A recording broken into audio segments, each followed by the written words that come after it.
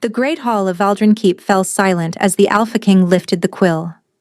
Cale Thornwood had not seen daylight in 7 years. The curse that had stolen his sight had also stolen his throne, his pack's respect, and any hope of finding his fated mate. Now, at 32, he was signing a marriage contract to a woman he would never see, a political alliance to save his crumbling kingdom from the wolves circling its borders. "Your Majesty," his advisor Brennan whispered urgently, "perhaps we should wait. The delegation from the east. We'll tear through our villages by winter's end if I don't secure this alliance today." Cale's voice was rough, unused to argument. His sightless eyes, once the color of molten amber, now held only pale mist. "Read me the terms again." Brennan cleared his throat. "Lord Vizerin of House Amory offers his eldest daughter, Celestine, in marriage. In exchange, you provide military protection for their southern territories and—" "I don't care about territories." Cale pressed the quill to parchment, feeling for the line Brennan had marked with a ridge of wax. "Does she agree to the match?" A pause. "The Lady Celestine has accepted her duty. Duty, not desire, not even tolerance." Kyle almost laughed. What woman would desire a blind king whose own wolf had gone silent, dormant within him like a beast in endless hibernation? He signed his name in the darkness that had become his world. "It's done," Brennan announced. "The wedding will take place at tomorrow's moonrise." Cale nodded, already retreating into the numbness that had protected him these 7 years. He would have a wife, a political ornament, perhaps an heir, if she could stomach his touch. He expected nothing more. He certainly did not expect what walked through his doors the following evening. The ceremony was held in the keep's ancient stone chapel, lit by 1,000 candles whose warmth Cale could feel but never see. He stood at the altar in ceremonial black, his scarred hands clasped before him, listening to the rustle of his pack assembling in the pews. They whispered, of course, they always whispered. "The blind king finally takes a bride. Poor woman, sacrificed to a broken alpha. His wolf hasn't stirred in 7 years. He's barely more than human now." Cale let their words wash over him. He had long stopped caring what they thought. Then the chapel doors opened. He heard the collective intake of breath before he registered anything else. The whispers died instantly, replaced by a silence so profound he could hear his own heartbeat. Footsteps, light, hesitant, the soft brush of fabric against stone. And then, Cale's world exploded. It started as a tremor deep in his chest, a stirring in the place where his wolf had slumbered for so long. The beast rose with a roar that echoed through every fiber of his being, slamming against the walls of his consciousness with desperate, clawing need. Mate. The word tore through him like lightning. His knees buckled. The mighty Alpha King, who had faced assassins and wars and the curse that stole his sight without flinching, nearly collapsed before his entire court. "Your Majesty?" Brennan's alarmed voice came from somewhere distant. But Cale couldn't respond. His wolf was howling, thrashing, weeping with a joy so fierce it bordered on agony. Every instinct screamed at him to move, to claim, to find the source of the scent now flooding his senses.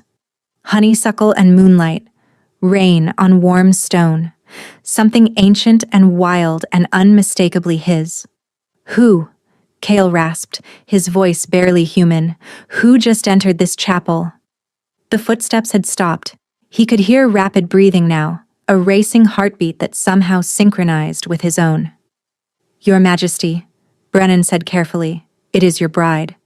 Cale's hands trembled at his sides. "Describe her." "Sire, the ceremony." "Describe her." The command resonated with an alpha's power he hadn't wielded in years. Brennan swallowed audibly. She is not Lady Celestine, Your Majesty." The chapel erupted in shocked murmurs. Cale heard Lord Vesrin's blustering protests from somewhere to his left, heard words like substitute and younger daughter and unfortunate necessity. But none of it mattered.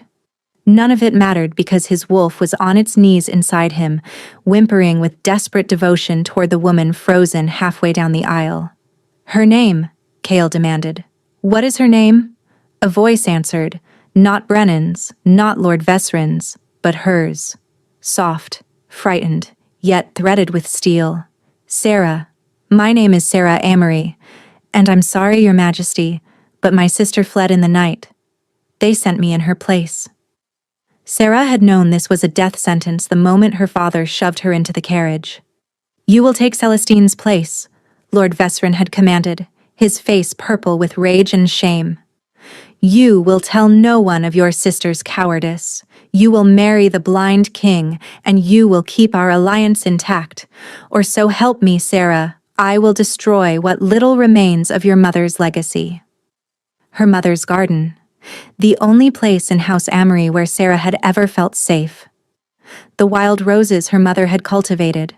The herbs that whispered secrets when Sarah touched them. Her father knew that threatening it was the one leverage he had. So Sarah had gone. She had donned her sister's wedding gown, a confection of silk and pearls that hung loose on her smaller frame. She had climbed into the carriage meant for Celestine and ridden through the night toward Valdrin Keep, toward a king everyone said was more beast than man. What she had not expected was the beast to look at her like that. The Alpha King couldn't see her. Everyone knew the curse had taken his eyes. Yet when she entered that chapel, his entire body had turned toward her with the precision of a predator scenting prey. His face, half hidden by the dark hair that fell across his brow, had transformed from cold resignation to something raw and hungry. And when his knees had buckled, Sarah still couldn't understand what had happened, couldn't understand why this powerful king had nearly fallen before her, why his voice had cracked when he demanded her name. Now she stood in the chamber they had given her, still wearing her sister's ill-fitting gown, staring at the moonlight pooling on ancient stone floors. The room was finer than anything she had ever known, velvet curtains, a four-poster bed, a fire crackling in the hearth. But it felt like a gilded cage. The wedding had not proceeded. After Sarah's revelation, chaos had erupted. Lord Vesrin had tried to salvage the alliance by insisting Sarah was just as suitable as Celestine. The king's advisor had demanded explanations, and the king himself. The king had said nothing. He had simply stood there, trembling, his scarred hands clenched into fists, while his court swirled with arguments around him. Then, without a word, he had turned and walked out of the chapel. That had been 3 hours ago. A knock at her door made Sarah flinch. She composed herself quickly. Years of surviving her father's household had taught her to hide fear, and called out, "Enter." It was not a servant who stepped through the door. It was the king himself. Sarah's breath caught. He moved differently than she expected for a blind man, confident, precise, as if he could see obstacles before they appeared. His ceremonial coat was gone, leaving him in a simple black shirt that stretched across broad shoulders. This close, she could see the scars that traced his forearms, the hard line of his jaw, the pale mist of his ruined eyes. He was younger than she had imagined. And despite everything, despite the blindness and the scars and the curse everyone whispered about, he was devastatingly handsome. "You're afraid," he said. Not a question. Sarah lifted her chin. "Should I not be? I've been traded like livestock and delivered to a stranger who nearly collapsed at the sight of me." She stopped. "Forgive me. That was thoughtless." "At the scent of you," he corrected quietly. "I cannot see you, Sarah Amory, but I know you're standing by the window because your heartbeat echoes differently against the glass. I know you haven't eaten today because your stomach has growled twice since I entered. And I know you're terrified because your scent has shifted from honeysuckle to something sharper. Fear smells like copper." Sarah pressed her back against the cold window. "What do you want?" The king was silent for a long moment. Then, slowly, he lowered himself to one knee before her. Sarah stared in shock. A king, kneeling, before her. "I want to apologize," he said roughly, "for what happened in the chapel, for frightening you." His jaw tightened. "My wolf, I thought he was dead. Years of silence, years of nothing, And then you walked in and he—" Kyle stopped, shaking his head. "He what?" Sarah whispered. Those pale, sightless eyes lifted toward her face with uncanny accuracy. "He recognized you, as something I never dared hope to find." Sarah's heart hammered against her ribs. "I don't understand." "Neither do I." Cale rose fluidly to his feet. "The marriage contract was signed with your sister's name. Legally, I cannot hold you to it. You're free to leave at dawn if you wish. I'll provide safe escort anywhere you want to go." Freedom. He was offering her freedom. Sarah thought of her father's threats, her mother's garden, and the life of quiet misery waiting for her back at House Amory. Then she thought of the way this scarred king had knelt before her, not to propose, not to demand, but to apologize. "And if I stay?" she heard herself ask. Cale went very still. "Then we negotiate new terms. A real agreement, not one built on your sister's cowardice and your father's schemes." His voice roughened. "I won't force you into anything, Sarah, but I won't pretend I don't want you to stay." He turned and walked toward the door with that same unsettling precision. "Your Majesty," Sarah called out. He paused. "Your wolf," she said softly. What did he recognize me as? Cale's hand tightened on the door frame. When he answered, his voice was barely audible. "Mine." Sarah should have run. Every rational thought told her to take the king's offer and flee at dawn. Return to House Amory, face her father's wrath, and forget this strange night had ever happened. Instead, she found herself wandering the castle gardens as the moon rose higher. Valdrin Keep was ancient, its stones worn smooth by centuries of wind and rain. But the gardens were wild. Overgrown hedges formed labyrinthine paths. Roses climbed crumbling walls with thorny abandon. Night-blooming jasmine spilled its intoxicating perfume into the darkness. It reminded her achingly of her mother's sanctuary. Sarah paused beside a fountain that had long stopped flowing, its basin filled with rainwater and fallen petals. She trailed her fingers through the cool water, and something stirred inside her. She had never told anyone about the whispers. Since childhood, Sarah had heard them, soft voices in growing things, secrets carried on root and stem. Her mother had shared the gift before illness claimed her. "Our bloodline is old," she had told young Sarah. "Older than the wolf packs, older than the kingdoms. We were the ones who spoke to the earth when the world was young. Keep it hidden, my darling, keep it safe." Sarah had kept it hidden. But here, alone in this wild garden, she let her guard slip. She pressed her palm flat against the trunk of an ancient oak and listened. The tree's voice was deep, slow, and patient. "He comes," it murmured. "The broken king. He comes for you." Sarah snatched her hand back just as footsteps crunched on the gravel path behind her. "You found my mother's garden." She spun to find Cale emerging from the shadows between hedges. Moonlight silvered his dark hair and caught the scars on his hands as he moved toward her with that uncanny awareness. "Your mother's?" Sarah asked. "She planted most of these roses before she died. Said they reminded her of the old country." A ghost of something like grief flickered across his features. "I used to spend hours here as a boy. Before the curse, I could see them bloom every spring." Sarah's chest tightened with unexpected sympathy. "I'm sorry." "Don't be. I've made my peace with darkness." He tilted his head, that predator's attention fixing on her again. "You didn't leave." "No." "Why?" Sarah hesitated. The truth was complicated. Fear of her father, curiosity about the king's strange reaction, the inexplicable pull she felt toward this broken man she barely knew. "I don't know yet," she admitted. Cale nodded slowly, as if her honesty satisfied him more than any crafted answer. "May I show you something?" Before Sarah could respond, a howl split the night. Long, mournful, and close. She tensed, but Cale only turned his head toward the sound with something like recognition. "They're restless tonight."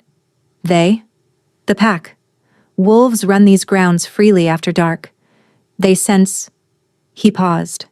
"They sense change coming. Another howl answered the first, then another, until the night sang with their voices. Sarah should have been afraid. Instead, she felt something stir in her blood, an ancient response to a call she didn't understand. "You're not frightened," Cale observed. "Should I be?" "Most humans are terrified of wolves." Sarah looked at him directly, though he couldn't see it. "I grew up in a house full of monsters who wore human faces. Wolves are honest about what they are." Something shifted in Cale's expression. Surprise, then approval, then something deeper that made Sarah's pulse quicken. "Come with me," he said. He offered his hand. Sarah stared at those scarred fingers, knowing that taking them would be another step away from the safety of distance. She took them anyway. His grip was warm and firm as he led her deeper into the garden, navigating the overgrown paths with impossible certainty. The wolves' howling grew louder, surrounding them in a symphony of wild music. Then the path opened into a clearing, and Sarah gasped. Dozens of wolves filled the moonlit space, silver and gray and black, their eyes gleaming like scattered stars. They were massive, far larger than any natural wolf. Sarah's hand tightened on Cale's. "Don't be afraid," he murmured. "They won't hurt you."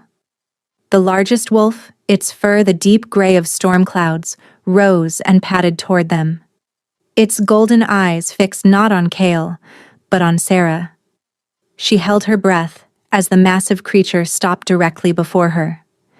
It was close enough that she could feel the heat radiating from its body. Then, slowly, the wolf lowered itself to the ground. It pressed its great head to the earth at Sarah's feet and let out a soft, keening whine. "Impossible," Kyle breathed. "What's happening?" Sarah whispered. "That's Torin, my pack's eldest wolf. He hasn't submitted to anyone since my father died." Cale's voice was strained with disbelief. "He's bowing to you, Sarah. They're all—" Sarah looked up. Every wolf in the clearing had followed Torin's lead.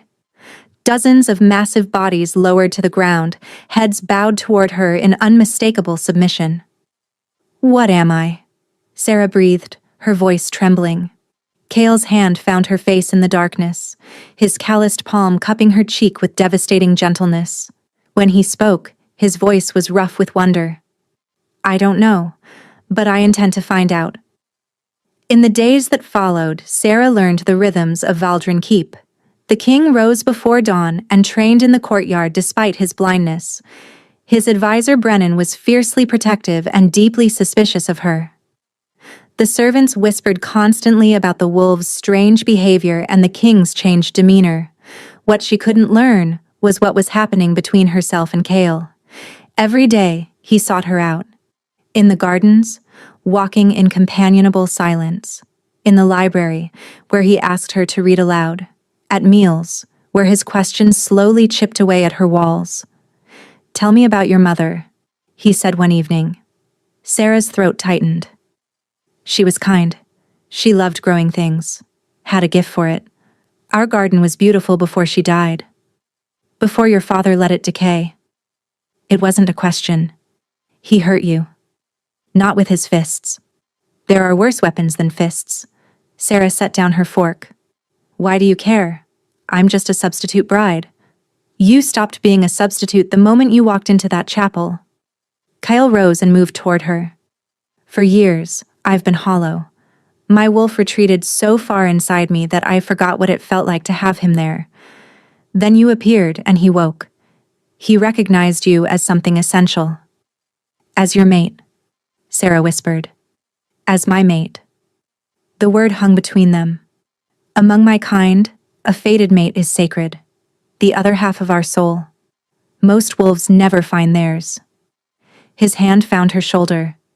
"I had given up hope." Sarah's heart raced. "And if your wolf made a mistake?" "Wolves don't make mistakes about mates." "But I'm human." "Are you?" His thumb brushed her jaw. The wolves in that clearing didn't bow to a human, they bowed to something old. Sarah's heart skipped. Her mother's words echoed in her memory. Before she could respond, a commotion erupted in the corridor. Shouting voices, running footsteps. Cale moved instantly, placing himself between Sarah and the door. It burst open. "Your Majesty!" Brennan stumbled in. "Riders from the east. 300 at least. Flying Lord Kaelin's banner." Kael's hands clenched. "My cousin. The one who tried to claim my throne after the curse. He says the marriage contract was fraudulent. He's calling it grounds for war." The blood drained from Sarah's face. "I should go. If I leave." "No." Kael turned toward her. "You're not going anywhere. Kaelin has wanted my throne for years. You're just an excuse." He took her hands. "Whatever happens, you stay in this castle. Promise me." "I promise," she whispered. He lifted her hands to his lips and pressed a kiss to her knuckles. "Brennan, summon the War Council. And there's something else." Brennan's voice went strange. "Lord Kaelin has brought someone, Lady Celestine." Sarah's world tilted. Celestine, the bride who had fled. Kael's expression shuddered closed. "Then we'll finally learn who I truly married." He walked out without looking back. Sarah stood frozen, her hands tingling from his kiss, her heart cracking along fault lines she hadn't known existed. Whatever Celestine had come to claim, Sarah would not surrender without a fight. 3 days passed in agonizing silence. Kyle had not come to see her. Sarah took her food alone, listening to war preparations, hammers on steel, commanders drilling soldiers, hooves thundering through the gates. And beneath it all, the howling of wolves. They sang every night now. Sarah would stand at her window watching their silver shapes, feeling an inexplicable pull toward them. But it was Kael she ached for. The absence of him was physical, a hollow space beneath her ribs that grew more painful with each hour. She listened for his footsteps, turned toward every opening door. "This is madness," she told herself. "You've known him less than a week." But her heart refused to listen. On the 3rd night, she crept to the gardens and pressed her palm to the ancient oak. "He suffers," the tree whispered. "The wounded king denies himself what his wolf craves." "Why?" "Guilt. Fear. The sister comes. He believes he must let you go." Tears burned in Sarah's eyes. He was suffering for her, trying to give her freedom even as it destroyed him. "Where is he?" "The North Tower. He goes there when the pain grows too great." Sarah ran. The North Tower was the oldest part of Valdrin Keep. Sarah climbed the spiraling stairs with her heart pounding, knowing only that she couldn't bear another moment of distance. The door at the top stood slightly ajar. She pushed it open and found Kael standing at the tower's edge, his hands gripping the battlements, his face tilted toward a sky he couldn't see. "You shouldn't be here." "Neither should you," Sarah replied, standing at the edge of a tower in the dark. A sound escaped him, not quite a laugh, not quite a sob. "My wolf would never let me fall." "Is that what you wish? For him to be silent again?" "I wish I could stop feeling you every moment of every day." He turned toward her, and she gasped at his haggard face. "My wolf knows where you are every second. The bond pulls at me like a hook in my chest." "Then why do you stay away?" "Because you deserve better. You were traded like property, bound to a broken king who cannot even look upon your face." "Kael, Celestine arrives tomorrow. I will dissolve whatever claim exists between us. You will be free." "And if I don't want to be free?" He went utterly still.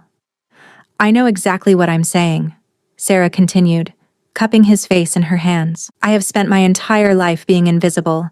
Then I walked into your chapel, and someone saw me. I can't see anything. You see me. You knew I was afraid before I spoke.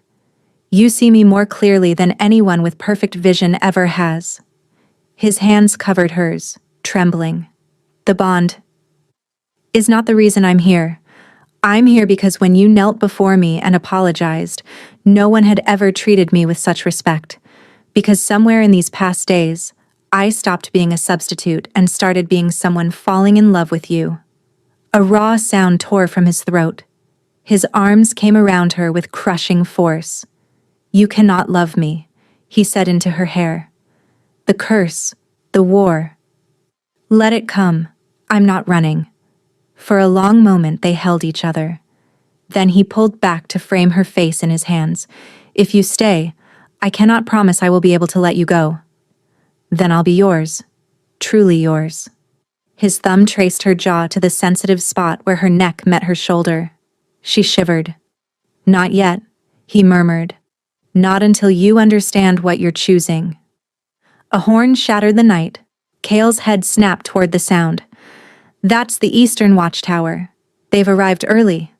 He grabbed her hand. Stay in your chambers. Bar the door. Promise me. I promise. He lifted her hand, pressed a fierce kiss to her palm, and was gone. Sarah stood alone, her palm burning where his lips had touched. Tomorrow would bring her sister. Tomorrow would bring war. But tonight, she had made her choice. The great hall had been transformed. Torches blazed along the walls. Warriors lined the perimeter in full armor. At the far end, Cale sat upon the throne, his scarred hands gripping the armrests. Sarah watched from the gallery above, hidden among the shadows. She had promised to stay in her chambers, but she couldn't bear not knowing. The doors swung open. Lord Calen entered first, tall, sharp-featured, cold gray eyes sweeping the hall. Behind him came soldiers, and behind them, her golden hair gleaming, walked Celestine. Celestine was exactly as Sarah remembered. Beautiful, poised. Her gown was silk and sapphires, her face serene. She looks like a queen, Sarah thought. Lord Calen. Cale's voice echoed cold as winter steel. You've brought an army to my doorstep. Calen smiled. Cousin, I've come to right a wrong. Your marriage was conducted under fraudulent circumstances, a substitute instead of the promised bride. I propose a simple solution. Dissolve the fraudulent marriage, wed Lady Celestine as intended, and name me as regent to handle matters requiring sight. The hall erupted in whispers. Regent. Calen wanted to rule through Cale. And if I refuse? Then I petition the High Council to remove you entirely, a blind alpha who cannot identify his own bride. They'll see reason. Silence fell. Then Celestine stepped forward. Your Majesty, I apologize for my absence. I was unwell. But I am here now, ready to fulfill my duty. Sarah watched her sister perform and felt something harden inside her. Lady Celestine, Cale said, his voice unreadable. We will discuss terms in the morning. As the hall emptied, Sarah fled to her chamber. She had barely closed the door when a knock came. Not Cale, Celestine. Her sister swept in without invitation. So this is where they've been keeping you? Celestine, I didn't expect... Did you really think you could take my place? Celestine's smile didn't reach her eyes. Lord Calen has promised me a crown. Once he controls the regency, I'll have more power than any queen. Understanding dawned. You planned this. You ran knowing father would send me. You were always so easy to manipulate. Celestine moved closer. Did you really think anyone would choose you over me? Cale. We'll do what's politically necessary. Once he understands marrying me prevents civil war, he'll set you aside. Celestine reached the door. Enjoy your last night in the castle, little sister. Tomorrow, you go back to being nothing. The door closed. Sarah sank onto her bed, her sister's poison spreading through her veins. Was Celestine right? Outside her window, the wolves had gone silent. She had never felt more alone. Morning came gray and cold, heavy clouds obscuring the sun. Sarah had not slept.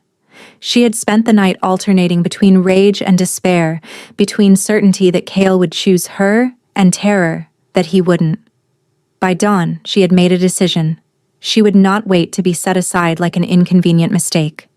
She would go to Cale herself, demand answers, fight for what they had found together. But when she opened her chamber door, 2 guards stood blocking her path. Lady Sarah, one of them, a grizzled veteran with silver at his temples, spoke apologetically.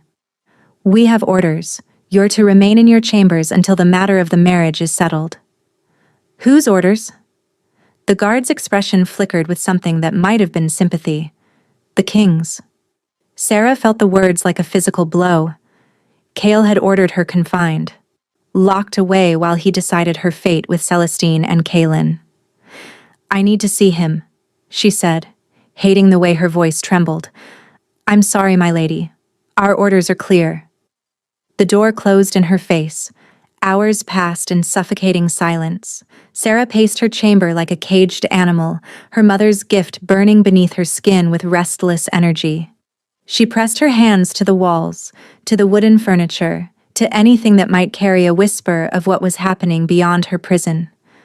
But stone held no voice, and dead wood offered no comfort.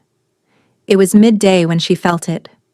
A sudden flare of wrongness that made her gasp aloud. Pain. Not her own pain, but someone else's, flooding through the aching void in her chest where the bond resided. Cale's pain, sharp and desperate and terrified. Something's wrong. Sarah ran to her door and pounded against the wood. "Let me out! Something's happened to the king!" Silence from the other side. She slammed her fists against the door until her hands ached, screaming for someone to listen, but no response came. Either the guards had been ordered to ignore her, or they had been called away to whatever catastrophe was unfolding. "Think," Sarah commanded herself. "Think." Her eyes fell on the window. It was narrow, barely wide enough for her shoulders, and the drop below was 3 stories to the garden. But Sarah remembered the ancient oak outside, its branches reaching toward the castle walls. She remembered her mother's words about their gift. Sarah climbed onto the windowsill and reached toward the nearest branch, calling to it with everything she had. "Please, please, help me." For a moment, nothing happened. Then the branch began to move. It stretched toward her like a living thing. Sarah grabbed hold as it reached her window, and the oak wrapped smaller branches around her arms, lowering her gently until her feet touched solid ground. "Thank you," Sarah breathed. "Hurry," the oak whispered. "The king bleeds." Sarah ran. She followed the pull of the bond through the castle grounds, past startled servants and shouting guards, until she burst through the doors of the great hall. And stopped dead. Cale lay crumpled at the base of his throne, blood pooling beneath him from a wound in his side. Brennan knelt beside him, pressing cloth to the injury, his face white with fear. Standing over them both, a bloody dagger in his hand, was Kaelin. "Ah, the substitute arrives." Kaelin's smile was triumphant. "Just in time to watch your beloved king die." Sarah couldn't move, couldn't breathe. The sight of Cale's blood spreading across the stones had frozen her solid. "He refused, you see." Kaelin wiped his blade casually on a silk handkerchief. "Refused to set you aside, refused to name me regent, refused to see reason." He shook his head in mock sorrow. "So unfortunate. The blind king, murdered by assassins in his own hall, and I, his grieving cousin, forced to take the throne to maintain order." "You'll never get away with this," Brennan snarled. "Who will stop me? The wolves?" Kaelin laughed. "They can't even enter the hall. I had my men line the entrances with wolfsbane. And as for the rest of the pack..." He gestured toward the windows, where Sarah could see silver shapes throwing themselves against an invisible barrier, howling with frustrated rage. "They'll watch their alpha die, and then they'll submit to whoever proves strongest." Sarah's paralysis broke. She ran toward Cale, dropping to her knees beside him, her hands finding his face. "Cale," she gasped. "Cale, please." His eyes fluttered open, sightless, pain-glazed but somehow finding her anyway. "Sarah." Her name was a ragged whisper. "You should have stayed in your room." "And let you die alone?" "Never." A weak laugh escaped him, followed by a cough that brought blood to his lips. "Stubborn woman." "You're stubborn woman," she corrected fiercely. Kaelin's boots appeared in her peripheral vision. "How touching. But I'm afraid your romance ends here. Substitute." Sarah looked up at the man who had destroyed everything, and something ancient and furious rose up inside her. "My name," she said quietly, "is Sarah." She pressed her hands flat against the stone floor, Stone that had once been part of the living earth. Stone that still remembered what it had been. And she called. The response was immediate and catastrophic. Vines erupted through cracks in the floor, thick as a man's arm, moving with impossible speed. They wrapped around Kalen's legs, his arms, his throat, lifting him off the ground as he screamed. What? What are you? Something old, Sarah said, rising to her feet as power flooded through her veins. Something your poison couldn't keep out. She turned to the doorways where Wolfsbane blocked the pack's entry and raised her hand. The poisonous plants withered and died at her command, crumbling to dust. The wolves poured in like a silver flood. Kalen's soldiers tried to flee, but the pack was faster. Within moments, the hall was secure, the conspirators subdued, and Torin, the great gray wolf who had bowed to her in the clearing, stood guard over Kalen's vine-wrapped body. Sarah dropped back to her knees beside Kale, her power fading as quickly as it had come. Brennan, we need a healer. No. Kale's bloody hand found hers. You. It has to be you. I don't know how. You do. His fingers tightened on hers with desperate strength.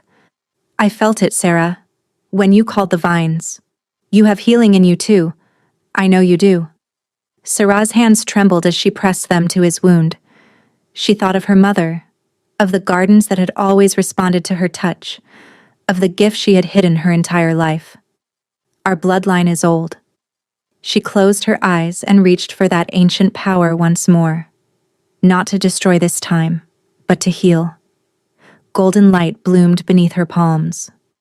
Warmth spread through her fingers, into Kale's torn flesh, seeking out the damage and trying to mend it. But even as she poured everything she had into him, she could feel his life force slipping away. The golden light poured from Sarah's hands like liquid sunlight.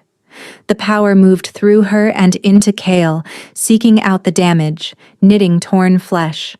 But something was wrong. The wound was closing, yet Kale's heartbeat grew weaker, not stronger. His breathing became shallow, rattling in his chest like stones in an empty vessel. It's not enough, Sarah gasped. Brennan. The blade was poisoned. Brennan's voice was hollow with despair. Your healing is fighting the wound, but the poison is still spreading through his blood. Sarah pushed more power into him, drawing from reserves she didn't know she had. Still his life force flickered like a candle in a hurricane, guttering toward darkness. No, I won't lose him. Not now. Not after everything we've survived to find each other. There has to be something else, she said desperately. Some way to save him. The bond. The word came from Torin, except it wasn't Torin anymore. Where the great gray wolf had stood, a silver-haired man now crouched, his golden eyes filled with knowing. The mate bond, Torin continued. It is incomplete between you. If you complete it now, your life forces will merge. Your strength will become his. It may be enough to burn the poison from his blood. How? Sarah demanded. You must claim him as he would have claimed you. The bite. The mark. The binding of souls. Sarah's hand flew to her throat. If I do this, what happens to me? You will be his, and he will be yours. Forever. There is no undoing a completed bond. Torin's expression softened. His pain will be your pain. His joy, your joy. You will never be alone again, but you will never be only yourself again either. Sarah looked down at Kyle's ashen face. His lips had gone blue. His heartbeat was barely a whisper now. She thought of all the reasons she should hesitate. They had shared only days together. She didn't fully understand what completing this bond would mean, but when she searched her heart, she found no doubt. Only certainty, bright and blazing. I choose him, she said. I choose us. She leaned down, her hair falling around them like a curtain, blocking out everything except the man beneath her. Kyle, she whispered against his ear. I need you to hold on. His eyes fluttered. Those beautiful, ruined eyes that had never seen her face but had seen her soul more clearly than anyone. Sarah.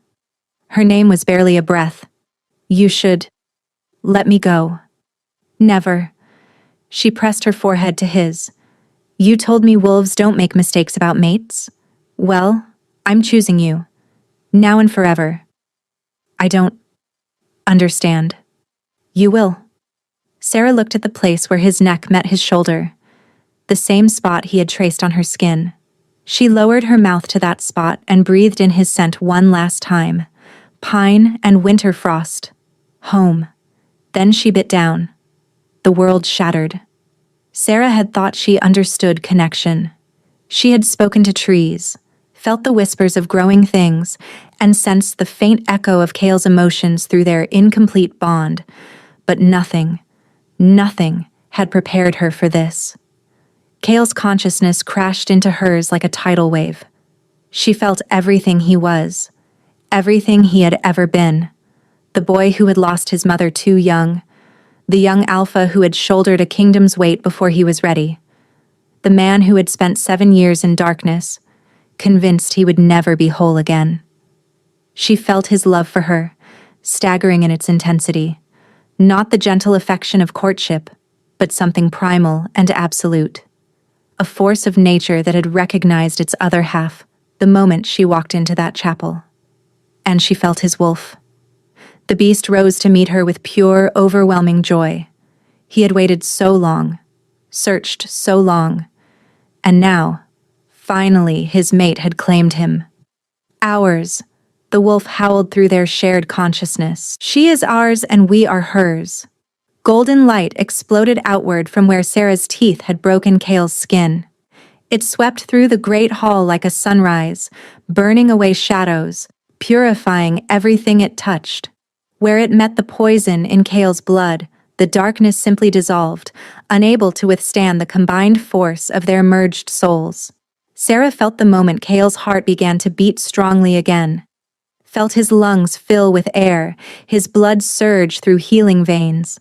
Felt his consciousness sharpen from the fog of death into blazing awareness. Sarah. His voice in her mind was wonder and worship and wild, desperate love. Cale. She lifted her mouth from his throat. The wound she had made was already healing, leaving behind a mark that shimmered faintly gold, a claim visible to any who looked, declaring to the world that the Alpha King belonged to her. Cale's eyes snapped open, and Sarah gasped, because where pale mist had been before, now blazed molten amber, bright and burning and seeing. Cale, she breathed, your eyes. His hand came up to cup her face, trembling against her cheek. He was staring at her with an expression of such overwhelming emotion that Sarah felt tears spill down her own cheeks. I can see you, he whispered. Sarah, I can see you. She laughed through her tears, joy and relief flooding through her in equal measure. The bond, it must have broken the curse. But she didn't get to finish, because Cale surged up and captured her mouth in a kiss that obliterated every thought in her head. It was fierce and tender and desperate all at once. 7 years of darkness and loneliness poured out of him and into her through the press of his lips. Sarah felt his emotions through their completed bond, disbelief, gratitude, love so vast it seemed to contain universes, and she answered with her own. I'm here. I'm yours. I'm not going anywhere. When they finally broke apart, both gasping for breath, Sarah became aware of the silence around them. Every wolf in the hall was watching, some still in beast form, others shifted to human, all with expressions of awe. Torin was smiling, his golden eyes bright with unshed tears. The bond is complete, the ancient wolf announced, his voice carrying through the hall. The Alpha King has found his true mate, and she has claimed him before us all. A howl rose from one wolf, then another, then dozens more, until the great hall rang with their voices. It was not a sound of mourning or war, but of celebration, of joy, of a pack welcoming its new queen. Cale helped Sarah to her feet, keeping her close against his side. She could feel his strength returning with every passing moment, the bond between them feeding him power even as it fed her his. You saved me, he said, his amber eyes never leaving her face, drinking in every detail as if he could never look enough. You claimed me. You gave up everything you were to become mine. I didn't give up anything. Sarah reached up to touch his cheek, marveling at the way his eyes tracked her movement, at the love written openly across his features. I gained everything. I gained you. You gained a kingdom at war, he reminded her gently. A throne surrounded by enemies. A mate who spent years broken and blind. I gained a man who knelt before a frightened stranger and offered her freedom, Sarah interrupted. A king who refused to set me aside even when it meant his death. A wolf who waited in silence for his other half. She rose on her toes and pressed a soft kiss to his lips. I got the better end of this bargain. Cale's arms tightened around her, and through their bond, she felt the walls he had built around his heart finally, completely crumble. What did I ever do? He murmured against her hair. To deserve you. You signed a contract blindly, Sarah answered with a smile, and your wolf fell to his knees. Kalen's trial was held at dawn the following day. He stood in chains before the assembled court, his arrogance finally stripped away, his face pale with the knowledge of what awaited him. Celestine stood beside him, equally bound, her perfect beauty marred by terror. Cale sat upon his throne with Sarah at his side, not behind him, not below him, but beside him as his equal, his queen, his mate. The mark on his throat gleamed gold in the morning light, a visible declaration of their bond. Lord Calen Thornwood, Cale's voice rang through the hall. You stand accused of attempted assassination and high treason. How do you plead? Calen's chin lifted with the last remnants of his pride. The throne should have been mine. You were broken, blind, unfit to rule. And yet here I sit. Cale's tone was ice. Healed by my mate, my sight restored by the bond you tried to prevent. You gambled everything on my weakness, cousin. You lost. The sentence was exile, permanent banishment to the frozen wastelands beyond the northern mountains, where Calen would live out his days far from any throne he might covet. Celestine received the same punishment. When the guards came to lead her away, she turned to Sarah one last time. The venom was gone from her eyes now, replaced by something that might have been regret. I underestimated you, Celestine said quietly. The spare, the nothing. I never imagined you could become this. Sarah met her sister's gaze without flinching. Neither did I. But perhaps that's because you never bothered to look. She watched Celestine disappear through the great doors and felt nothing but relief. That night, Sarah stood in the castle gardens beneath a canopy of stars. The wolves sang in the distance, their voices weaving through the darkness in celebration of their new queen. The ancient oak whispered contentment as she passed, its branches swaying in a wind that touched nothing else. Cale found her by the fountain, as she had known he would. Their bond hummed between them, a constant presence now, warm and golden and infinitely reassuring. The War Council has agreed to terms, he said, sliding his arms around her from behind. Calen's army has disbanded. The eastern territories will stand down. For the first time in years, there is peace. Sarah leaned back against his chest, watching the moonlight dance on the water. And your sight? Is it truly permanent? The healers believe so. They think the curse was tied to my wolf's dormancy, and when you claimed us both, when you completed the bond. He pressed a kiss to her hair. You broke more than one chain that day, my heart. My heart. The endearment sent warmth flooding through her. I still don't fully understand what I am, she admitted. The power I wielded, the things I can do. My mother never explained it all before she died. Then we'll discover it together. Cale turned her in his arms so she faced him, his amber eyes glowing faintly in the darkness. Whatever you are, wherever your bloodline leads, I will be beside you. That's what mates do. Sarah smiled up at him. This impossible man who had signed a contract blindly and found his soulmate in a substitute bride, who had offered her freedom and won her heart instead. who had nearly died, rather than betray the bond between them. "I love you," she said, the first time she had spoken the words aloud since the claiming. Cale's breath caught. Through their bond, she felt the impact of those 3 words hit him like a physical force, felt the last lingering shadows of his self-doubt dissolve in their light. "I love you," he answered, his voice rough with emotion. "I loved you before I knew your name. I loved you when you were just a scent and a heartbeat in my chapel. I loved you when I was dying, and I will love you until long after I am gone." He kissed her then, deep and slow and thorough, and Sarah melted into him as the wolves sang and the stars wheeled overhead and the ancient oak spread its branches in blessing. She had come to Valdrin Keep as a substitute, a replacement, a nothing.